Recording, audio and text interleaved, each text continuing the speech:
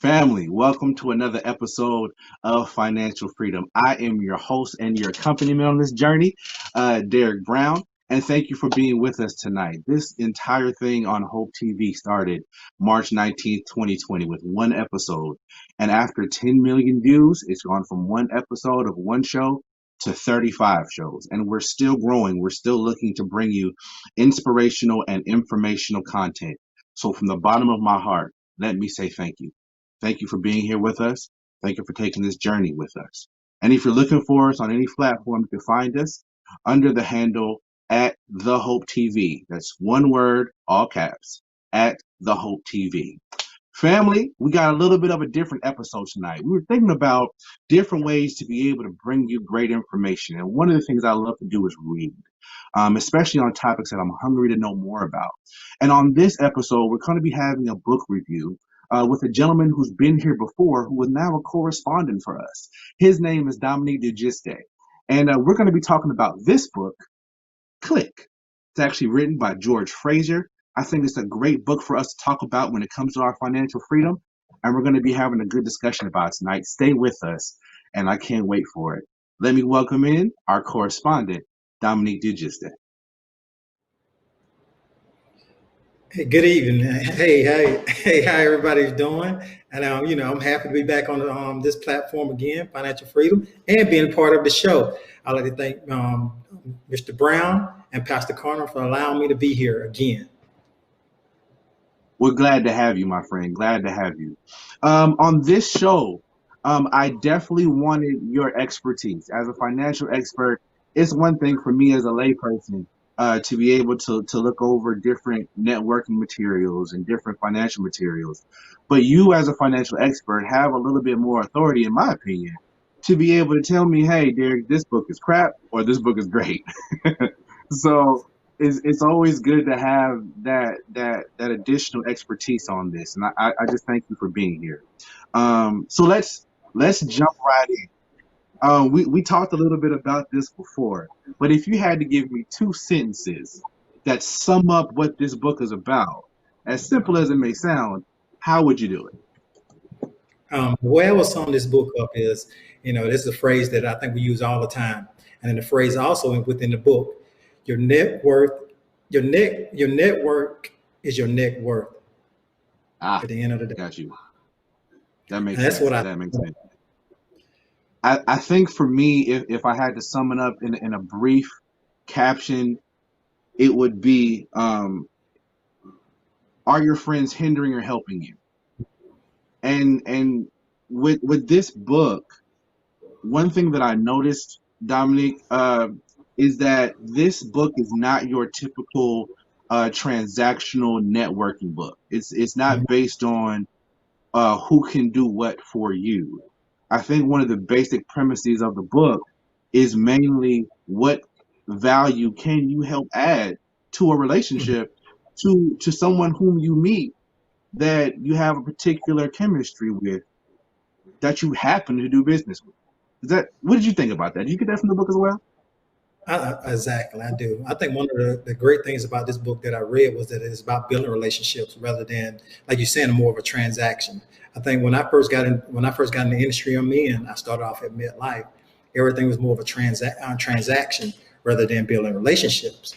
Within the first 2 months, I had a manager that said, "Go out and sell," and I was just deep down within my soul, I felt that I was doing a disjustice to the people I was trying to serve, because I was putting them in products I knew that, like I think we talked before, that I knew that they couldn't afford, and then I knew that they would probably get rid of within the future. But then I ended up getting a different manager that was teaching every Friday. His name was BJ Num, and he told me, you have to, first you have to serve and give to build up a strong relationship. And he told me one of the things was it might take, he said, every week, Dominique, build a strong relationship up with 3 people. He said, you're not going to meet 10 strong people a day, but at least 3 people a week. He said, by the time the end of the year comes, you'll have 150 people that knows you and know what you do. And then he said, if you do that for about 3 to 4 years, eventually you'll be able to build your business up. And that's one of the models that I always go by. But when I read this book, it just, reinforced what I have learned from him from previous years. Got you. One of the things the book says, and this is very early in the book, and it just simply says connections with other people affect not only the quality of our lives but also our survival. He quotes an MD here, and he says, "Study after study finds that people who feel lonely are many times more likely to suffer medical issues, but not only that, lack of strong seem to suffer from a lack of strong sense of community." And it's crazy because you pick this book up, and you're thinking this is a business networking book. Actually, Yes. I met George Frazier at a small business convention downtown Wow. Atlanta, and we had a great conversation. He's a compelling speaker, wonderful guy. And so when you pick up the book, you think it's a business networking book, but he speaks a lot in this book about connection, about genuinely and authentically meeting someone in a space where you both, this phrase, and we'll go on to define this later, I'm sure, as you both click and you're able to actually bring a sense of connection and care to the relationship, not just merely a business transaction. And for in his thinking, that's where the real value and the real work gets done in that genuine connection. Yes, you're exactly right. Because the main three topics for him is chemistry, fit, and Yeah, time. And so one right. of the things is if you have a strong chemistry with that individual. And sometimes, that fatal attraction, you can meet someone at the beginning, and then right then and there that you two can be able to work well together. It's like a yin and yang. And that person, basically before you can even say anything, they finish in your sentence, and you're like, okay, then this could be a great business partner. And sometimes you find people you just try to make them fit, and you know how it is, Derek, and it just don't work. But you just keep Look, constantly trying to. you trying to fit a square peg in a round hole, and you can't figure out how come you can't stand and talk to this person or answer their phone calls. That thing is real. You're exactly right, So, man. And so, because one of the since things you was, I brought think, that up, go ahead. since you brought that up, I don't want to glaze over that because I feel like it was a good point, and I'm still as we're talking about it, I'm still outlining stuff with my pen. But that's why you see this right here. But since you brought that up, chemistry, fit, and timing. Go ahead and tell me how you. I don't know if I'm cheating because I have the book in front of me, but do you remember how he defined chemistry? Well, I have it right in front of me as well. And one of the things that he says are most important variables, therefore, is heavily weighed in the equation what he created for himself. And he says the value over which we have some control is usually instead of because of means, X's means that all variables must present to achieve CL click. You must be able to fit heavily influenced by trusting a common goal. Time is square root because it has the least value or weight and can be managed or controlled to a great extent.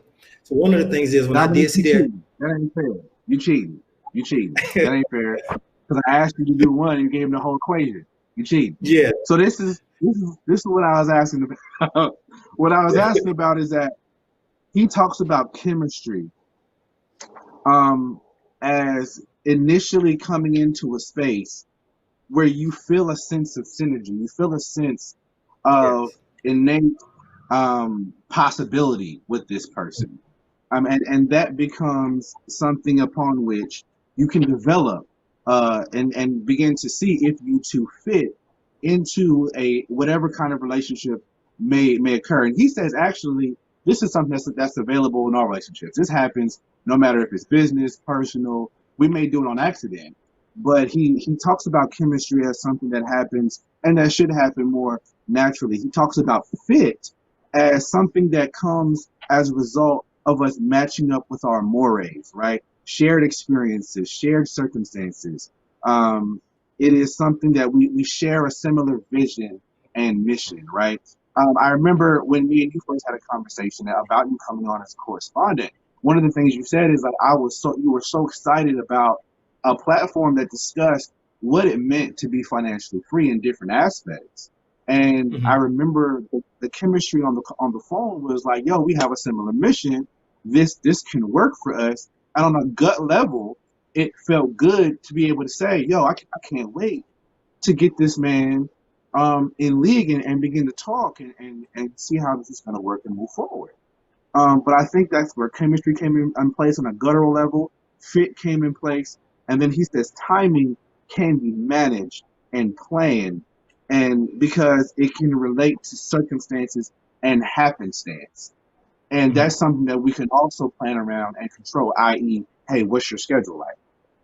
And I think Yes. this book did a marvelous job at highlighting the intentionality behind creating and sustaining a communal relationship with people who you may possibly want to do business with. I think that's one of Mhm. the very strong things of the book. Yeah, so like you said, one of the things is I like about the book as well is that it talks about you got to step outside your comfort zone, and a lot of Yeah, and is yeah, trying to be able to network, and where you know to be able to move up, you have to talk to people on a higher level, a level than you, yeah. and that's the hard part. And I think we talked about also with the book, like I look at the chemistry, fit, and time. Also with some of the people that I deal with, and it goes through there and take you to do an inventory check of yourself, which is very hard because one of the things it talks about is releasing and letting people go because it might not be the time to be in your life today. It might be later. Mhm, That's one I think mhm. the hardest I have learned, from most people. I think I think when it comes to that, I remember talking to a mentor of mine, and we had developed a relationship over a long span of time. And he said, keep in mind there is always some. He has a concept called weak, strong ties, and Mhm. another one called strong, weak ties, in which you may have a relationship with someone. A weak, strong tie would be someone that you may see every day. You may Mhm. run across at work. You may see them at the gym on a regular basis, but you see them all the time. That's a strong tie, but it's weak because you really don't have any type of relationship with that person. It's just another person that you see. They're cool. You don't have a problem with them, but they're not really someone whom you would call on in a pinch or necessarily that you would do business with. But he says strong, weak ties are ties that actually talk about um, they may be strong when you call on them, but you may not talk Mhm. to them every day, right? Like I Mhm. have a friend of mine whom I love to death, would fly across the country for him to make sure he's Mhm. okay. But we don't talk every day. We talk every Exactly. so often. But when I call him, it's like we never stop talking. And if I needed something, no matter what it was, he would try and help me with that. That's what my mentor would define as a strong, weak tie. I think Mhm. uh, Mr. Frazier does a great job with discussing how this notion of clicking is actually what my mentor may have called a strong, weak tie. Exactly. He's nuanced it, however, to say that when you click with someone, that relationship is something that you can leverage over time, but it's not just merely seen as a relationship you leverage over time, but more so a relationship first and then leverage second. And I Mhm. think that makes a huge difference in how you begin to network because it stops it from being so transactional and moves it into a place of actual authenticity. Does that make sense? I mean, you as a professional, I can only imagine how it feels when someone comes at you and it's kind of clear they're really only talking to you because you know your CEO due this day and you got some information I may need. Yeah, exactly. And you're right about that, Derek. One of the things is when I first started networking, I was going to this Atlanta City Chamber, the Atlanta, what is it, Atlanta Chamber of Commerce. I was going to the DeKalb Chamber of Commerce, and everybody was just passing out the cards as they talk in the book. Everybody just giving out cards, Right. just passing them out, is just Exactly. becoming rather than trying to build a relationship. Rather than coming to me or let me come to you and let me tell you what I can give to you in value, not selling a product, but what can you do to be able to help me to help you? That's what he talked about in his book. And then Right. when I got with one company that I started working at, we had a networking seminar with one of the agents that was there, and within the book it talks about it as well, where you have to. I think one of the best places to be able to start it is community driven. Like for Right. instance, your churches, volunteering, your alumni, those things where you can be able to give back rather than you going in there thinking that You have to go into those places willing to give. A friend of mine told me when I was president of South DeKalb Business Association, I asked him, I said, do you think I should be a part of this association? He said, it'll help you give you exposure. But he said, I want you to understand, Dominique, everything that you do, you have to put on the back burner and give to the organization. And I was telling him, like, wow, I'm trying to make money. And he said, you won't profit. You go in there looking for self. And so when I first signed up for it, one of the things was, I came in, I wasn't president at first. I was basically a parliamentarian, and I was just trying to understand what they was currently doing with the program. And then we had some mishaps. Some people stepped down, and then eventually I became the president. And when I came to president, I started doing more networking events. And I realized I'm good at networking event. So I started bringing a whole lot of people to the organization because, be honest with you, we had probably 3 or 4 people coming to our networking event, 3 to 4 people, and 8 of us. Right. And then I think my first event that I threw, I had 30 people for the DOT. But it was one of those things where when people came in there, I told them it's not about Dodgers financial organization and what we can bring to you. And there was a big step for me to step back. And reading this book made me realize there was something that I was doing that a friend had to tell me so I can be better in the future, so I can give value to other people. Because everything is value given. Right. And I think that makes a huge deal. I want to highlight a few points he made. He talked about the advantages of creating a relationship like this. And you highlighted a couple of them. I just want to piggyback off your statement to be able to say, to be able to highlight what he said. And he said, the first advantage is the private information gathered from personal contacts who can offer something unique that cannot be found in the public domain. Now, I think that was a great point you made, because being able to step into a networking space and then be able to say, hey, these are the people that I found. When we were talking, it was almost like a impromptu or a private interview that they may not have known it even happened, but it happened in this networking space. You're exactly right. One of the things, go ahead. He's good at that. That's the thing I did like about him. Like, and he found out early what his niche was, because, he's a connector. There was a young lady told me she's an entertainment lawyer. I asked her, what do you do for a living? She said, but I knew she was an entertainment lawyer. She said, I'm a connector. And that's what I saw out of him. George is a great connector. He brings people together. He knows people. Because within the book, he gave a lot of stories as you was reading of individuals that does exceptionally well. I think, what was it? One guy, what his name was, Darryl Miller, the entertainer lawyer. About his story about giving first and showing his clients how well that he cared for them, and that's why he has a lot of big clients in Beverly Hills. So let me piggyback on that. He said the second major advantage of a network is a diverse array of connections and the broad array of skill sets. He goes on to say, some of my best ideas came because I was in conversation with people who were in a variety of areas that allowed me to bounce ideas off of them. And I think that makes a huge difference. He says the final advantage of a network of diverse connections is your ability to become a leader or a power broker.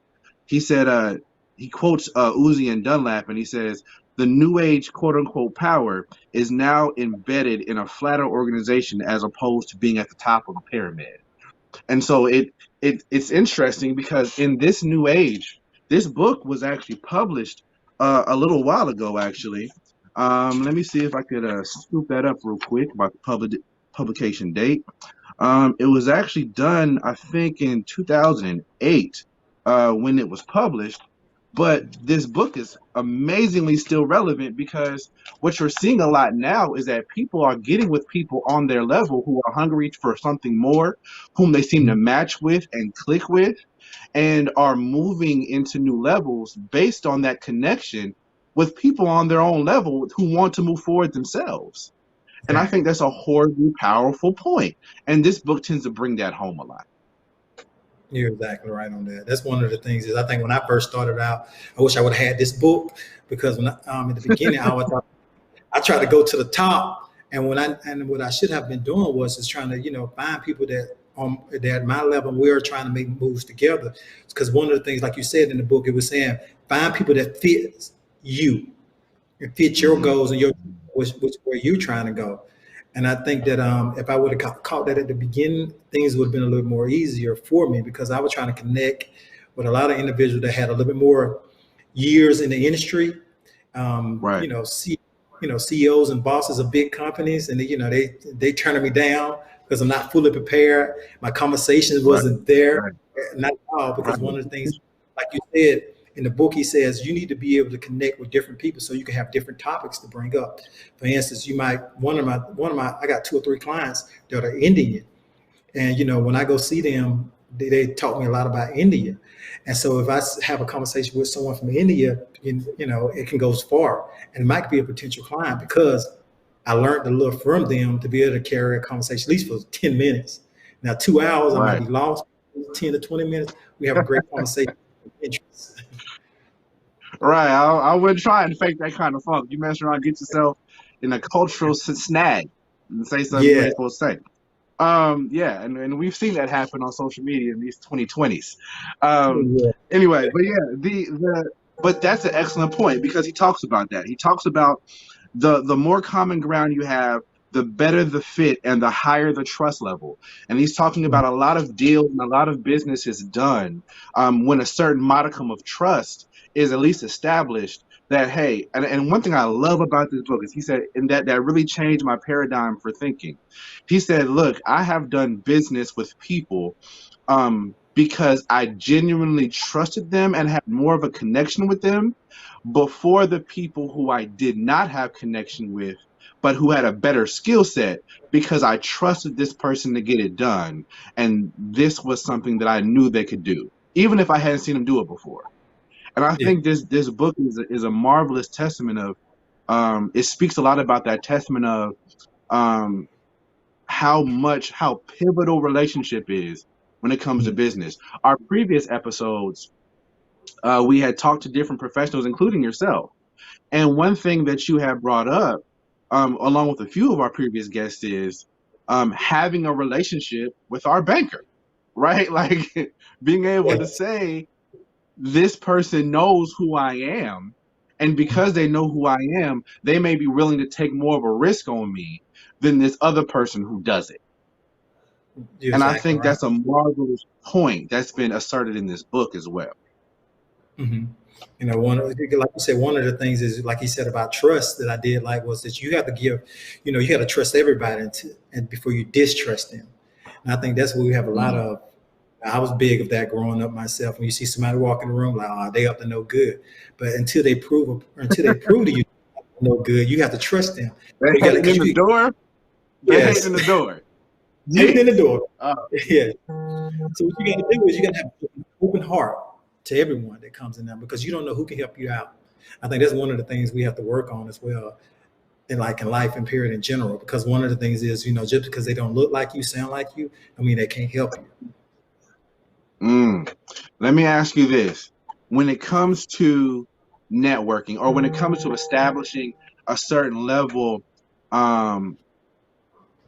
with new connections, what do you, and I'm going to answer this question myself, but what do you think may have been your biggest regret when it comes to establishing a certain level of relationship or a certain level of connectivity with someone when it came to business? Your biggest regret. My biggest regret, one of the things is that a client of mine has brought to my attention. She brought it to my attention the other day. She said, Dominic, you're a very friendly guy.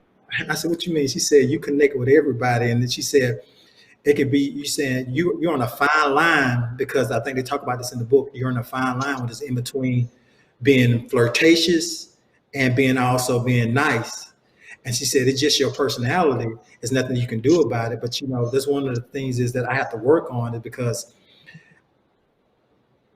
there's a lot of great individuals out there who I meet that can help me out. But I can perceive as me being flirtatious when I'm actually. And so I have to work on that a whole lot myself. So that's one of the biggest regret that I have, is that, I was brought up to be nice to everybody. And also, too, I was the smallest in the house, so I had no other choice but to be nice. So, So me being nice to everybody, and it just as I came an adult, I always just kept being the same thing, being a nice guy, being a nice guy, being a nice guy. Then and but she just brought it to my So attention. hold on, before you go too far. So how did that impact you as far as networking? Why it impacted me networking was that and this is honest God truth.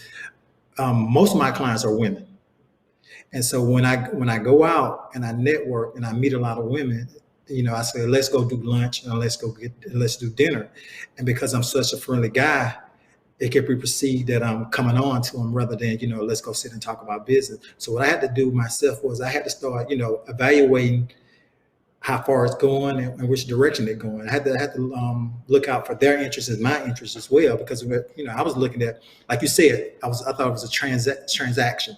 I'm about to get a sale. I'm about to get paid, rather than thinking that this young lady that I'm taking out for lunch, and she making sure she get off work. I'm meeting her near a job and all of this, that it can be perceived as something else. So it took me a while to catch on to that during networking. Like I said, if I had this book Okay, beforehand. hold on. Let me pause right there, because you're saying some things I think we need to question a little bit. Okay, so if you were to give some advice, and I'm going to ask this on both sides here, right?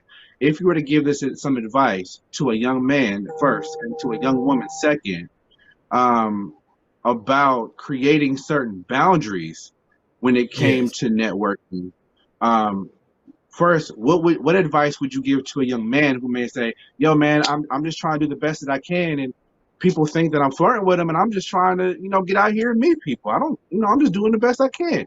What advice would you give that young man One as a advice that I give professional? him as a professional: cut times off. Have times, certain times when you see everybody. Treat yourself like a banker. When it becomes, see, for instance, 9 to 5, that's your working hours. And then when they get to 7 o'clock, it's time to go home. A friend of mine who's a CPA, his name is Steve Julao. And Steve told me, say, Dominic, I got a lot of high-end clients. And sometimes they ask me to go to places I know I shouldn't go. Because he said you don't want to mix business and pleasure up, because what end up happening is they see you as a friend rather than seeing you as a business partner or someone that can help them out. Ooh, hold on a minute. You said something real big right there. Don't skip over that. You said there are certain places I cannot go because I need them to see me as a business partner and not just one of their friends. Yes. In Derek dialogue, that may sound like, look here, we try to do this business, and I ain't one of your partners. So we need to make sure this is where it's gonna stay. Yeah. Because one of Got you, got you. Now hold on before you go too much further. If you were to flip that, right, and you were talking to your little sister, or to an aunt who was getting involved in business, or you were talking to a female that was in this area, and you were mentoring her, and you uh, asked, and she asked you the same question. I'm a young lady. I'm just trying to get out here and do the best that I can. Some of these men, though, seem like they're coming on to me. What boundaries should I put up as a young woman in this space? What would you say to her? it would be the same thing. You got to put time on everything. I said, well, you got to teach people how to treat you. I know we always hear that. So what you end up doing is say when someone calls you after 5 o'clock, look at that phone and don't pick up. I've done that Mm. plenty of. Now, people do not get upset with me if you're looking at this video because I ain't pick up at 6 o'clock. But I have, Look, 6:05. You better be answering my phone call. I know. I told you I was calling after the show. and so what you have to do is, my mentor used to tell me, you got to teach people. So what it is that you don't pick up the phone at 7 o'clock. I have got text messages at 10:45, 11 o'clock, Wow. but I know those text messages can probably lead to something else, because there's someone of the opposite sex. So if I pick up and text you at that time, you'll feel free and think that you can call me again at that call or text at that time, and they probably proceed towards, oh, what you doing? Let's go hang out. That's not the So case. let me ask. So it sounds like what you're saying is, if you're trying to keep a relationship within professional arena, you need to make sure you have professional boundaries on it, and you need to be Yes, very clear about that. From what I'm hearing, yes, from the beginning. yeah, and that's what I think a lot of this is about as well. Is being someone who is true to your word, authentic, and knowing our limitations and what we're okay delivering and what we're not okay delivering. He actually speaks on that as well. Being okay knowing where you're stepping and being comfortable stepping in that in the context of the relationship or the connection or the click that you're trying to expand. Well, I think that's a very relevant, very relevant point. Um, One thing moving forward a little bit about this book, um, that I kind of wanted a little bit more of, was a little bit more the professional side, because he speaks a lot about how to nurture a professional relationship.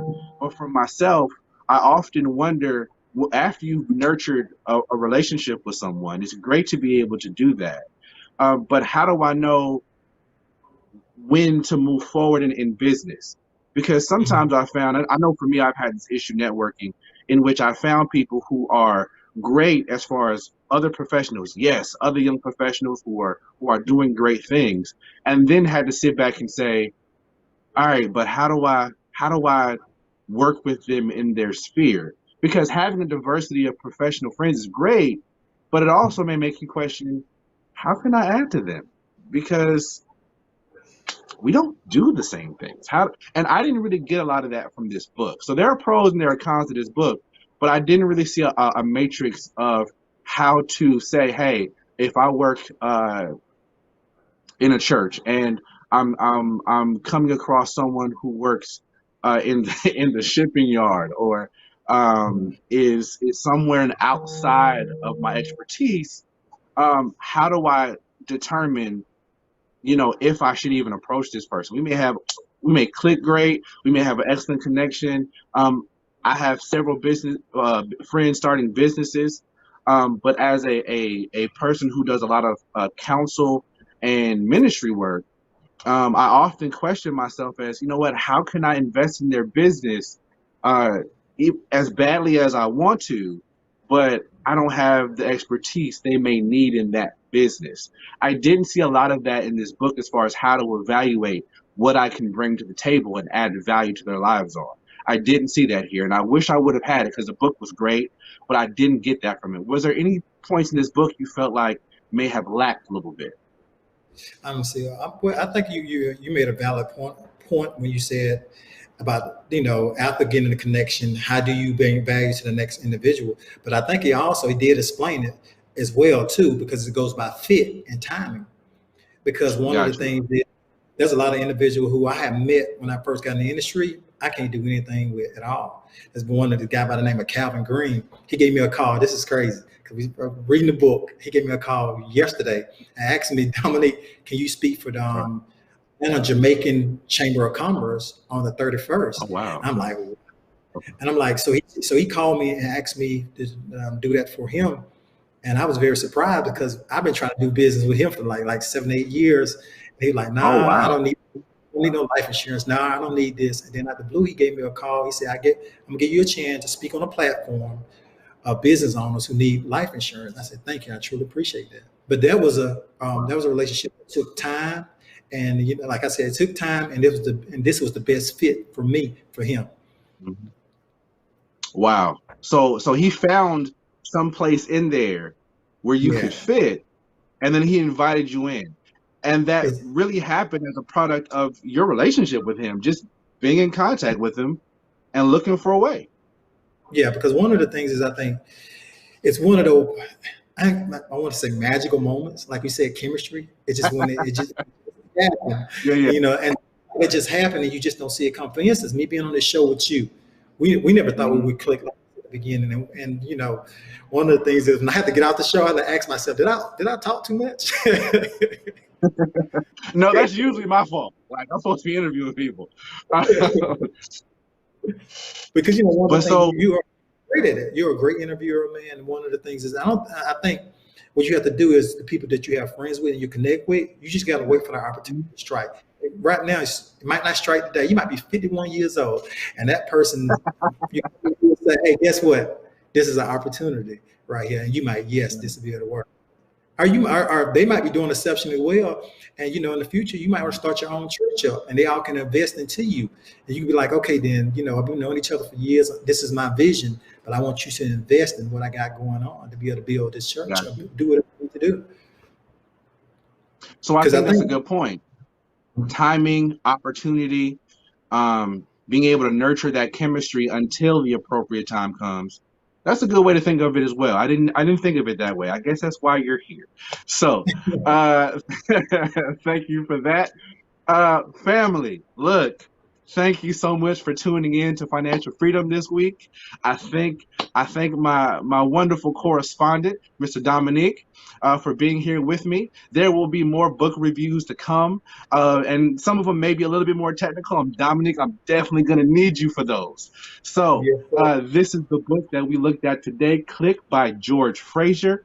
You can get it on all, as far as I can tell, mainstream book ordering services, or even Barnes and Noble or Amazon. You can pick up this book. It is, in my opinion, is definitely worth buying. Wonderful things about networking that may change your paradigm about how you network with people and connect and click with people. Other than that, family, thank you for so much for joining us tonight. Mr. Dominic, again, thank you for being with us. And as always, family, be safe out there. Be well. Peace.